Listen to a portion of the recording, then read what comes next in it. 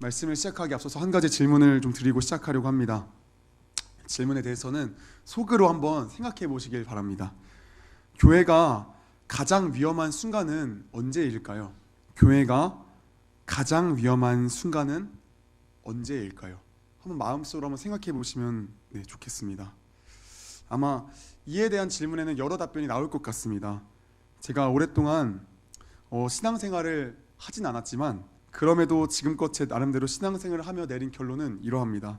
교회가 가장 위험한 순간은 교회가 사기를 당했을 때도 아니고, 예배할 장소가 없을 때도 아니고, 교회에 돈이 없을 때도 아니고, 교회에 성도가 없을 때도 아닌 바로 교회가 연합되지 못할 때가 교회가 가장 위험한 순간이라 저는 감히 생각합니다. 교회가 함께 연합되지 못하는 것은 교회의 가장 큰 위기입니다. 저는 청년 시절에 교회가 함께 연합하지 못하여서 공동체가 반쪽으로 분열되는 그런 상황들을 20살이 되자마자 경험하였습니다. 처음에는 분명히 한 지체와 한 지체의 개인적인 분쟁으로 시작되었습니다. 처음에는 20살인 제 눈에는 별거 아닌 것 같이 보였습니다. 그런데 어느새 눈을 떠보니까 그 개인이 이제 사람을 끌어다가 파당을 이루었습니다. 그런데 문제는 한쪽만 파당을 이룬 것이 아니라 서로 파당을 이루었고, 두 개의 파당은 이제 서로 싸우며 난리를 쳤습니다. 그러다가 몇몇이 교회를 떠나는 것을 두 눈으로 목격하였습니다. 단순한 개인과 개인의 연합되지 못함이 공동체를 그렇게 반으로 분열시켜 버린 겁니다. 아마 선생님들께서도 이런 상황들을 저보다 훨씬 많이 경험해 보셨을 줄로 압니다. 가장 큰 위기가 찾아오지 않도록 우리 교회는 항상 연합하기를 힘써야 합니다. 하나 되기를 힘써야 됩니다. 다투면 서로 화해하며 공동체 간의 화평을 이루어야 합니다. 그런데 이러한 연합은 방금 말씀드린 것과 같이 어떤 외적으로 서로 싸우지 않고 다투지 않으며 사이좋게 잘 지내는 그런 연합의 모습도 있지만, 물론 다른 연합의 모습도 있습니다. 개인적으로는 이것이 더 중요하다고 생각되는데, 이것은 바로 영적인 연합입니다. 영적인 연합.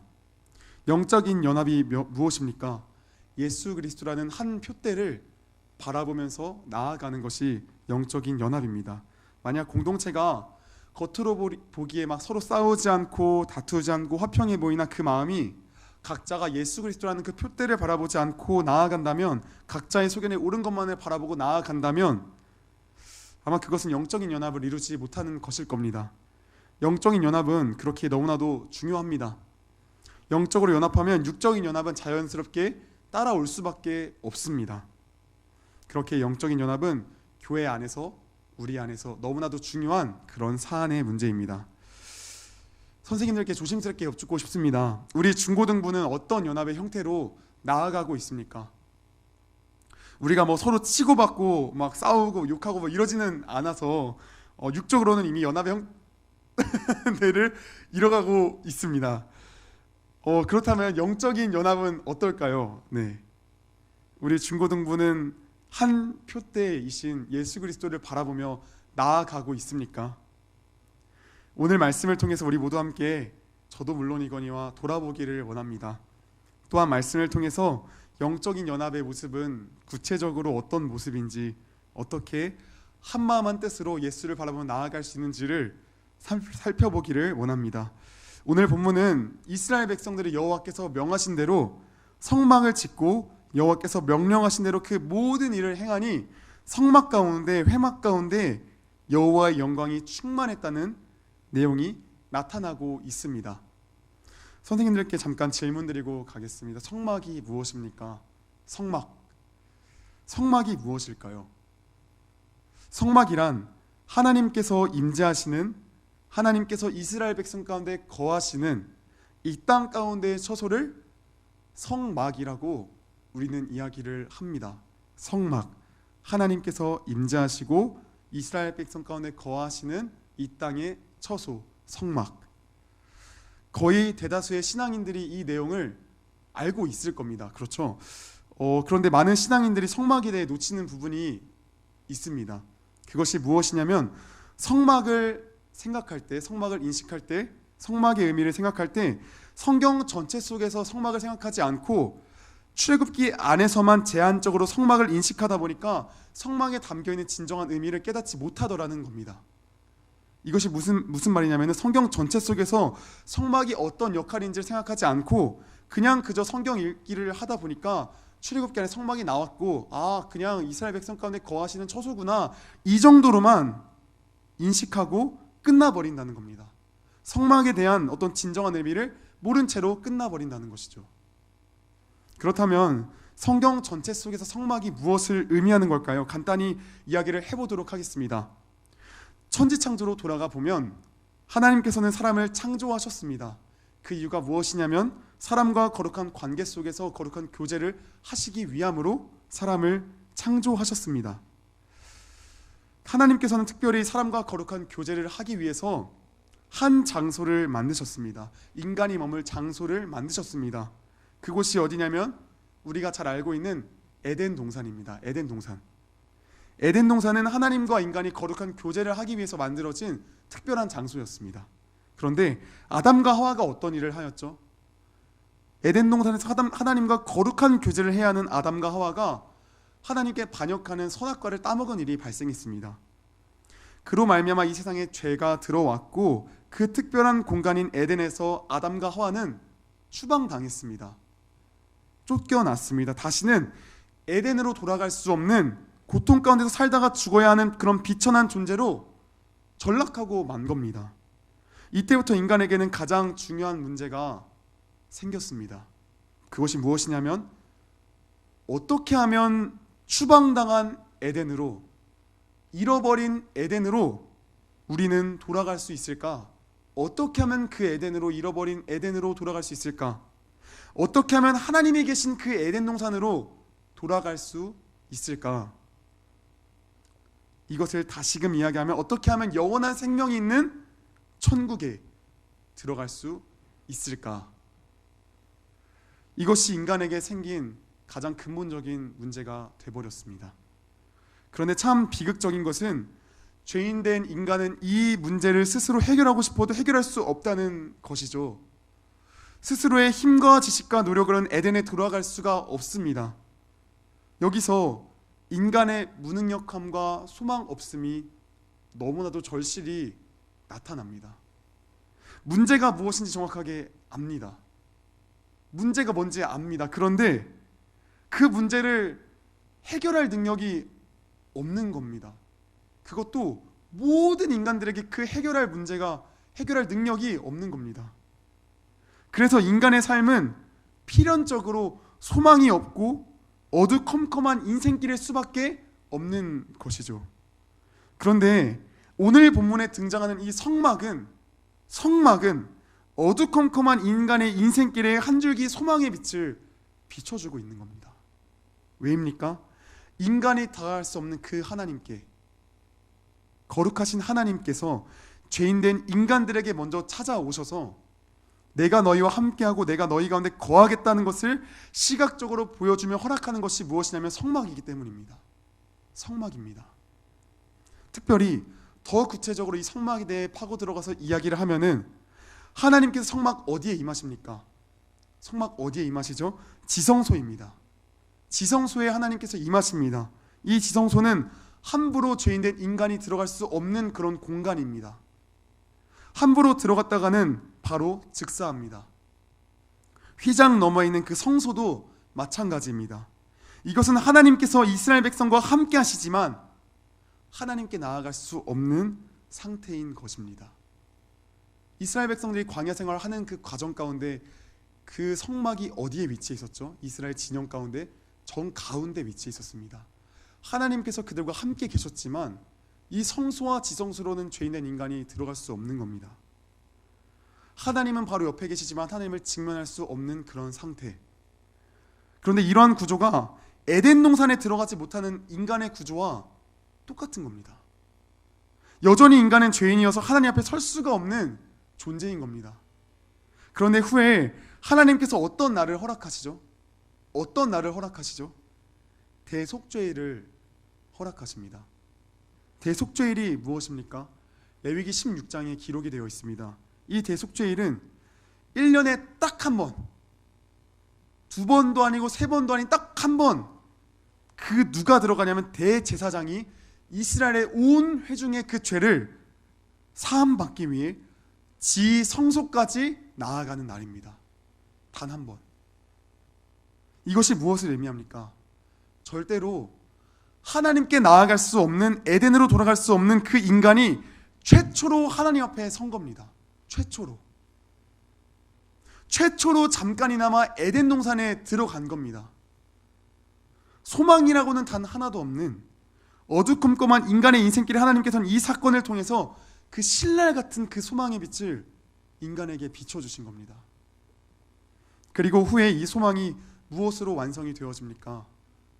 바로 성막의 완성되신 예수 그리스도, 진정한 소망 되신 예수 그리스도, 영원한 빛이신 예수 그리스도, 완전한 대제사장이신 그분께서 이 땅 가운데 오셔서 자기 자신을 제물로 드리고 단 한 번의 자사로 말미암아 하나님과 인간에 막혔던 그 죄의 담을, 휘장을 찢으시고 에덴으로 막혔던 그 길을, 휘장을 찢으신, 허무신 그 은혜가 예수 그리스도를 통해 이루어졌습니다. 성취가 되어졌습니다. 따라서 성막은 이것을 의미합니다. 잃어버린 에덴에 들어오고 궁극적으로 영원한 천국에 들어올 수 있는 그 유일한 방법은 오직 하나님의 아들이신 완전한 성막 대신 예수 그리스도를 믿는 것뿐임을 증거하고 있는 겁니다. 성경 전체에서의 성막의 역할은 이것입니다. 그래서 그를 믿음으로 말미암아 모든 죄를 씻김받고 거룩하게 된 그 성도들이, 백성들이 결국 모이는 곳이 나중에 어디입니까? 주님께서 다시 오시는 날에 완성될 새하늘과 새 땅, 다시 말해서 뭐라 고백합니까? 새 에덴입니다. 잃어버린 에덴에서 새 에덴으로 그 가는 여정의 길을 성막이 연결해 주는 겁니다. 성경 전체 속에서. 이것이 성막이 의미하는 내용입니다. 성막은 오직 예수 그리스도만을 비춥니다. 히브리서를 읽어보시면 이것을 자세하게 증언해주고 있는 것을 살펴볼 수 있습니다. 성막 안은 그 모든 구조부터 장식까지, 재료까지, 성막 안에 그 모든 기구들까지 하나하나 전부 다 예수 그리스도를 조명하고 있습니다. 그래서 성막은 예수 그리스도의 예표, 그림자인 겁니다. 이렇게 성막은 필연적으로 하나하나 잘 세밀하게 만들어야 될 그런 의무가 있습니다. 왜냐하면 구약의 완성이신 예수님을 정말 이 성막이 세밀하게 증거하고 있기에 하나님께서 말씀하신 대로 세밀하게, 정말 세밀하게 잘 만들어져야 됩니다. 이 성막은 예수님께서 이 땅에 어떤 존재로 오실지, 어떤 사역을 하실지 그런 것들을 전부 다 담고 있기 때문에 정말 잘 만들어져야 됩니다. 그렇다면 이런 생각 좀 들지 않나요? 성막이 너무나도 막 중요하니까 하나님께서 직접 손수 만드셔서 이스라엘 백성에게 뭐 로켓 배송으로 보내든 착불로 보내든 결과적으로 하나님께서 만드시는 게 좋겠다는 그런 생각이 들지 않나요? 이게 그냥 단순히 건물 짓는 것에서 끝나는 것이 아니라 예수 그리스도를 상징하는 너무나 귀한 그런 상징물이잖아요. 만약에 인간이 만들다가 몇 개를 조금 잘못 만들어서, 성경에 이런 기록이 있다고 가정해 보겠습니다. 아론이 제사를 드리는 중에 성막을 지탱하는 그 나무들이 높이가 안 맞아 무너져서 아론이 깔려서 죽었다, 뭐 이런 내용이 있으면은 이거 굉장히 곤란한 거 아닌가요? 뭐 이러면 나중에 뭐 어떻게 뭐 이걸 또 해석할 때 이것은 예수님의 십자가 사건을 예표하면 이럴 수 없잖아요, 그렇죠? 이럴 때 곤란한 일이 발생하는 거잖아요. 이 정도 스케일은 외주를 맡기기보다는 하나님이 직접 하시는 게 낫죠, 사실은. 심지어 외주라는 거는 내가 할 수 없는 거를 다른 이한테 맡기는 거잖아요, 그렇죠? 우리 더행복드림 홈페이지를 스테이먼 업체에게 맡긴 것처럼 우리가 할 수 없기 때문에 외주를 맡기는 건데, 지금 하나님이 능력이 없으신가요? 하나님이 능력이 없으셔서 이스라엘 백성들에게 이것을 맡기는 건가요? 아니죠. 우리 하나님 천지를 지으신 분이신데, 능력이 있으셔서 넘치시는 분이신데 이스라엘 백성들에게 그 성막 짓는 것을 맡기신 겁니다. 참 당황스러운 일입니다, 이것은. 뭐 여기까지는 그런데 일단 오케이 하고 넘어간다고 하겠습니다. 여기까지는 100번 양보해서 그럴 수 있다고 이야기할 수 있습니다. 그러면 기본적으로 하나님께서는 이스라엘 백성들에게 건물 모형 정도는 주셔야 합니다. 건물 모형.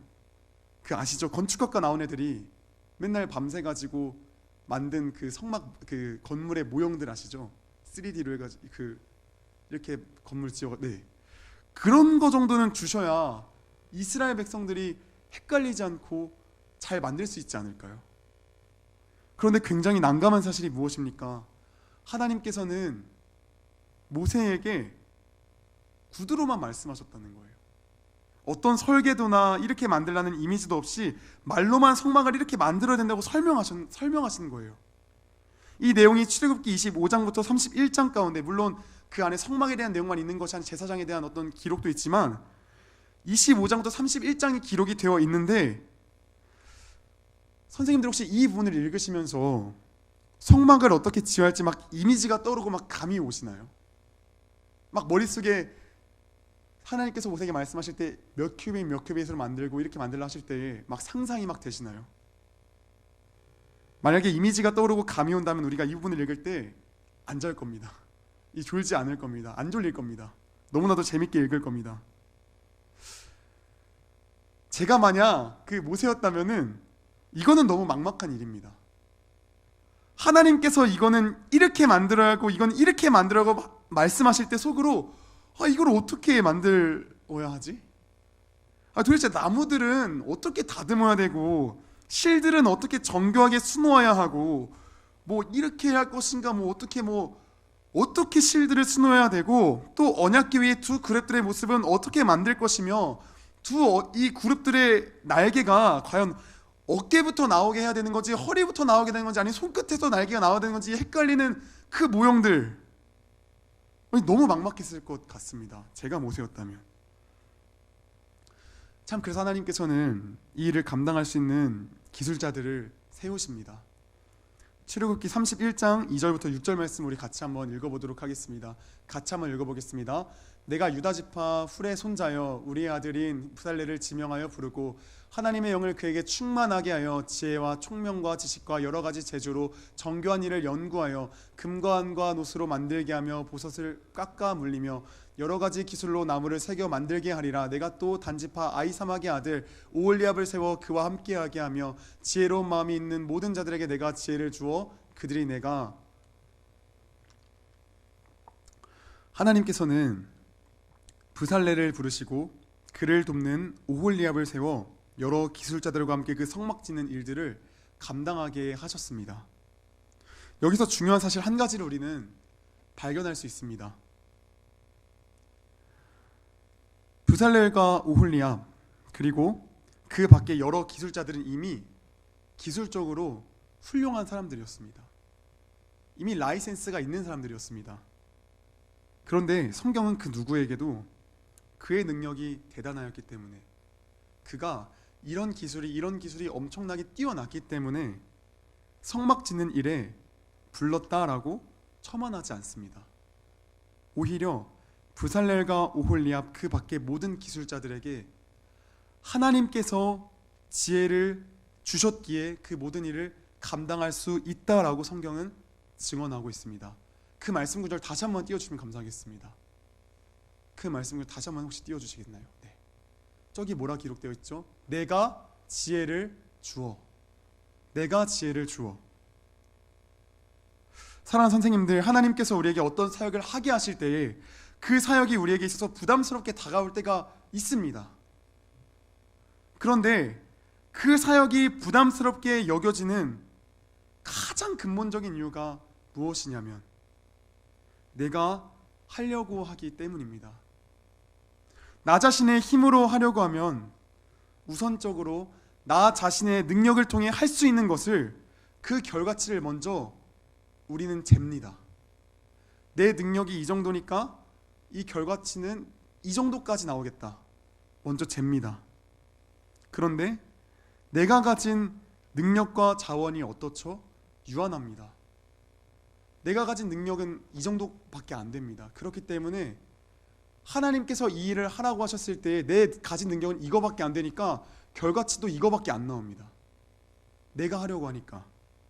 그런데 하나님께서 우리에게 요구하시는 것들은 거의 그 결과치를 항상 뛰어넘는 것들만 요구하시죠. 항상 너무 잘 아셔서. 그러니까 당연히 나의 힘으로 하려고 하면 내 힘으로는 여기밖에 결과치가 안 나오는데 하나님은 여기를 요구하시니까 당연히 스트레스가 되고 근심이 될 수밖에 없는 것들입니다. 그렇죠. 그러나 우리가 이 부살렐과 오홀리압을 지명하셔서 내가 그들에게 지혜를 주어라는 그 본문을 생각할 때에 그것을 기억하셔야 합니다. 주님을 의지하면 설계도도 없이 그저 이런 길이로 만들고 이런 재료들을 가지고 만들라고 구두로 말씀하셔도, 어떤 모형이 없어도, 설계도가 없어도 예수 그리스도의 그 예표인 성막을 온전하고 완전하게 지을 수 있습니다. 온전하고 완전하게 지을 수 있습니다.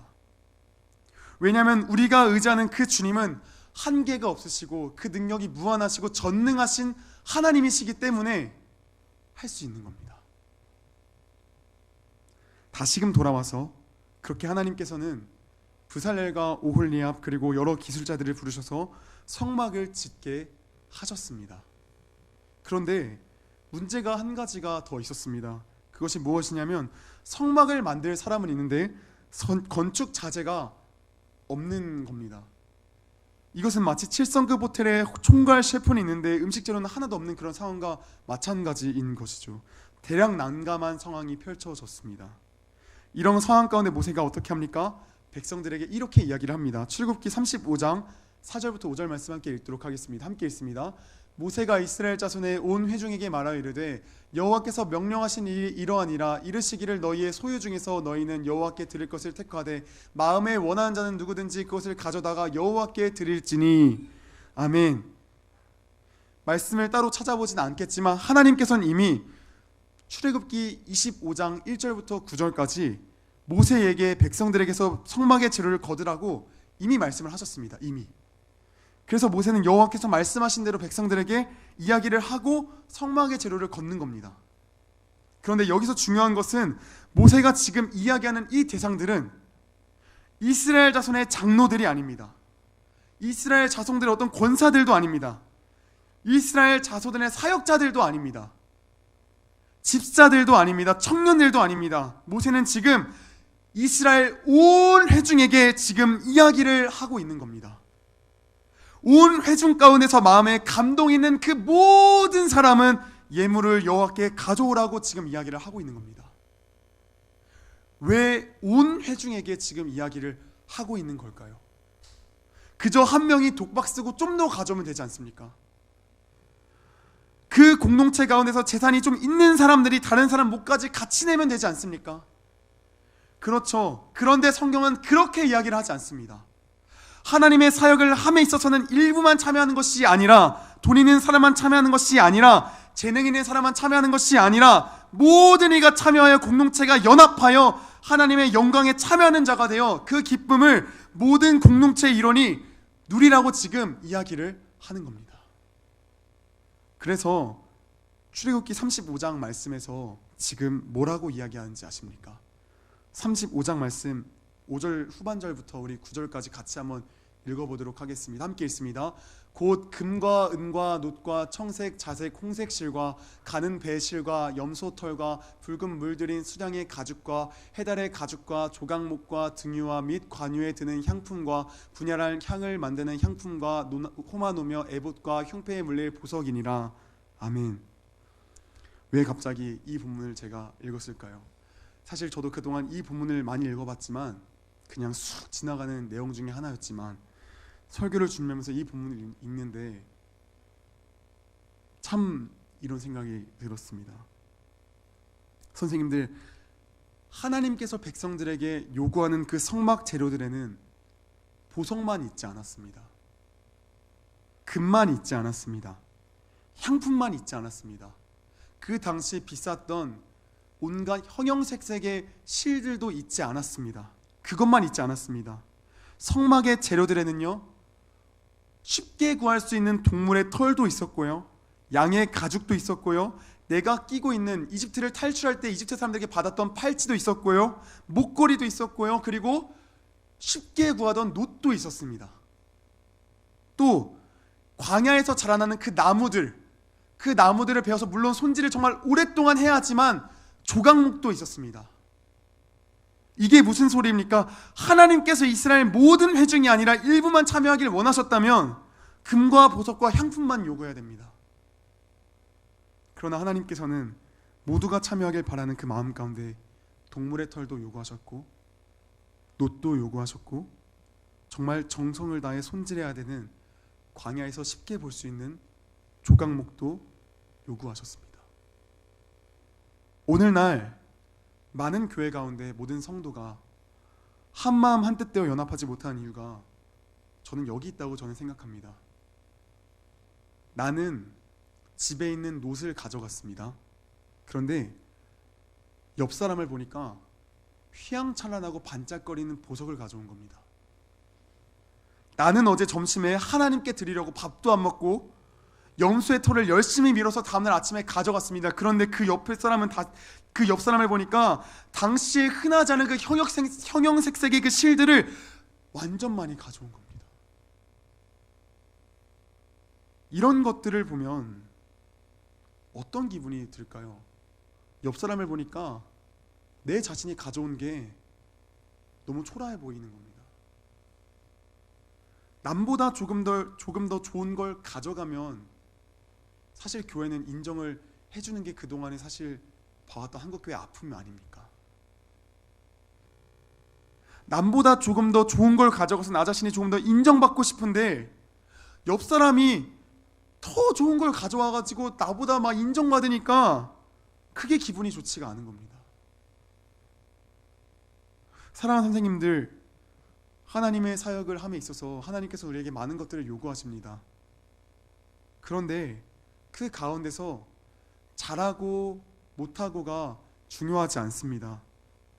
많고 적음이 중요하지 않습니다. 하나님께서는 우리 마음의 중심을 보시기 때문입니다. 옆 사람이 헌금 1,000,000원을 낸다고 가정해 볼게요.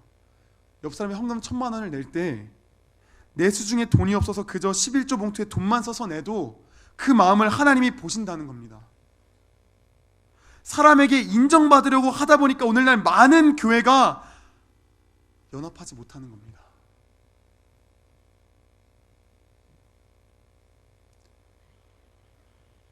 뭐가 중요합니까?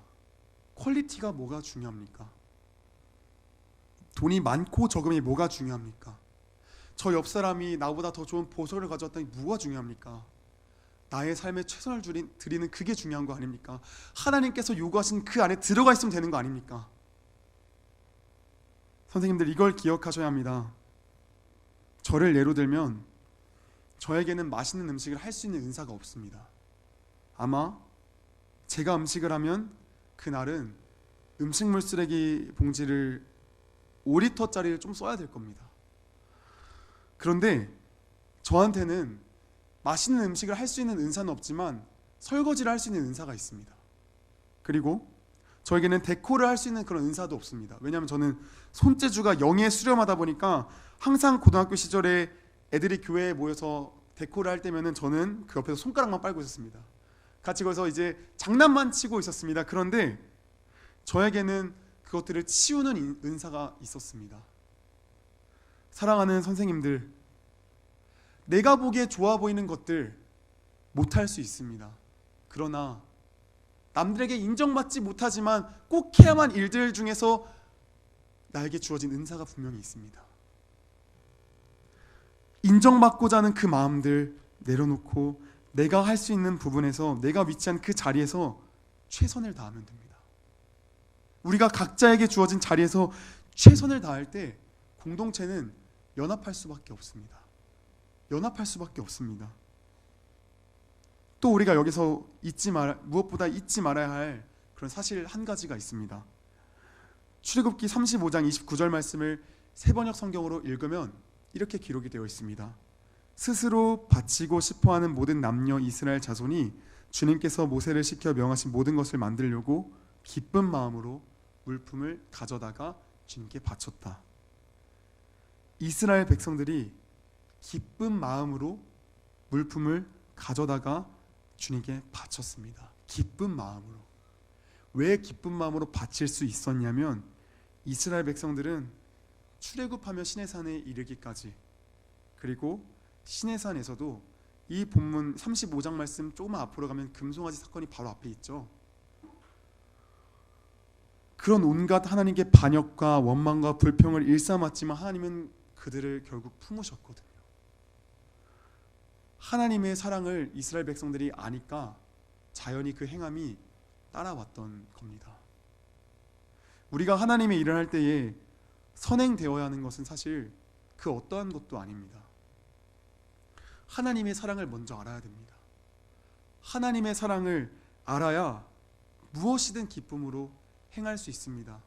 성막을 짓는 일도, 그리고 내 예물을, 나의 무엇인가를 헌신하는 그것도 기쁨으로 나아갈 수 있습니다. 말씀을 함께 정리하도록 하겠습니다. PPT 그 다음 거 보여주시면 감사하겠습니다. 오늘 말씀을 제가 간단히 요약했던 겁니다. 핵심 메시지만 제가 요약했던 겁니다. 하나님께서는 이스라엘 백성에게 예수 그리스도의 예표인 성막을 지으라고 말씀하셨습니다. 성막. 처음에는 이것이 어떻게 지어질지 감도 오지 않았지만 하나님께서 지혜를 더하셔서 세우신 리더 부살렐과 오홀리압을 통해 성막은 실제가 되었고 끝내 완성이 되었습니다. 그렇다고 부살렐과 오홀리압의 공이 큰 것이 아닙니다. 그 성막을 만드는 모든 재료들은 백성들이 헌납했습니다. 그것도 하나님의 은혜에 감사하며 그 예물이 많든 적든 그런 것들을 떠나서 기쁨으로 드렸습니다. 성막이 온전하고 완전하게 만들어진 것은 누구 하나가 잘나서가 아니라, 어느 누가 예물을 더 내서가 아니라, 부살렐과 오홀리압이 뛰어나서가 아니라 서로 연합하였기 때문에 그 성막이 아름답게 완성된 겁니다.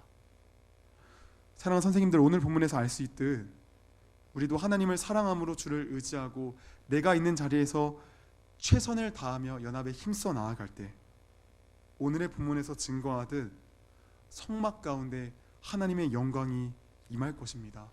그것도 충만히 임할 겁니다. 하나님께서 성막을 만들어서 주실 수 있음에도 마찬가지로 우리 중고등부에도 많은 영혼을 더하실 수 있으시나 그렇게 하지 않으신 것도 저는 우리로 하여금 우리의 생각과 우리의 힘과 계획들을 의지하지 않게 하시고 하나님만 의지하게 하시며 서로 각자의 자리에서 최선을 다해 연합하게 하시려고 아직 보내시지 않은 것이라 저는 감히 고백합니다. 그래서 우리가 이제는 정말 하나님만 철저하게 의지하고 우리에게 맡겨진 자리에서 최선을 다해 나아가려고 합니다. 우리 중고등부의 성막을, 맡기신 그 성막을 지으려고 나아가려고 합니다. 그런데 우리 중고등부에게 맡겨진 그 성막을 짓는 그 과정들은 분명히 쉽지 않을 겁니다. 분명히 그 가운데 어려움밖에 없을 겁니다. 그러나 우리가 예수 그리스도라는 그 한 표대를 바라보며 나아갈 때 우리는 기쁨으로 나아갈 수 있을 겁니다. 예수 그리스도의 은혜를 누리며 날마다 걸어 나아갈 수 있을 겁니다. 사랑하는 선생님들, 복음 제시하는 그 과정이 쉽지 않을 겁니다. 저도 참 많이 어려울 것이라 예상됩니다. 왜냐하면 안 해봤던 거기 때문에, 선교지에서만 가서 했기 때문에, 이 한국 땅에서는 잘 안 했기 때문에 어려울 수 있습니다. 때로는 그 과정 가운데서 편법을 쓸 때도 있습니다. 하나님이 아니라 잔꾀를 내서 나를 의지할 때가 있습니다.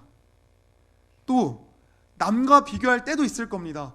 저 사람은 저렇게 복음 제시를 잘하는데 나는 왜 이럴까 하며 나를 책망하고 비교할 때가 있을 겁니다. 그러나 그때에 주님 의지하며 다시 일어나야 됩니다. 우리가 성실히 꾸준히 주님의 때를 기다리며 나아갈 때에 하나님의 때 성막을 완성시키실 겁니다.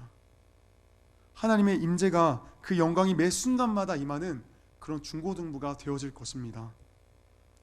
사랑하는 선생님들, 함께 성막을 건설하기를 소원합니다. 부살렐과 오홀리압이 제 아무리 잘 지었다 한들, 백성들이 잘 냈다 한들, 예수 그리스도라는 한 표대를 바라보지 아니하면 그 성막은 함께 지은 것이 아닙니다. 각자 지은 겁니다. 그러나 예수 그리스도를 바라볼 때에, 하나님을 사랑하는 그 마음으로, 기뻐하는 마음으로 나아갈 그때에 영적인 연합이 이루어지고 함께 성막이 완성되는 줄로 믿습니다. 옆 사람에게 이렇게 인사하고 우리 함께 찬양하고 기도하겠습니다. 함께 성막을 건설합시다. 함께 성막을 건설합시다.